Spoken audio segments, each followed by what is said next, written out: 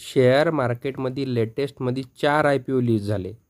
त्यामधली 2 IPO हे मेनबोर्डचे IPO होते आणि 2 IPO हे SMEचे IPO होते. मेनबोर्डच्या IPOमध्ये एक IPO होता JSW सिमेंट आणि दुसरा होता ऑल टाईम प्लास्टिक आणि SMEच्या ह्याच्यातनी सावलिया आणि कॉर्नफ्लेक्स.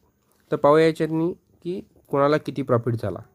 तर JSW सिमेंट हा 4% अप लिस्ट झाला. 600 रुपये पर लॉट प्रॉफिट आणि याचा जो प्रॉफिट होता तो 8,400. Same all time plastic 13% list झाला आणि जो रिटेलचा प्रॉफिट आहे तो आहे 1950 रुपये आणि HNIचा प्रॉफिट आहे ते 27,300. SMEच्या IPOमध्ये खूप जबरदस्त हे झालं, लिस्टिंग झाली. सावलिया हा 90% प्रीमियमवर लिस्ट झाला आणि 2,59,000चा प्रॉफिट या IPOमध्ये झाला.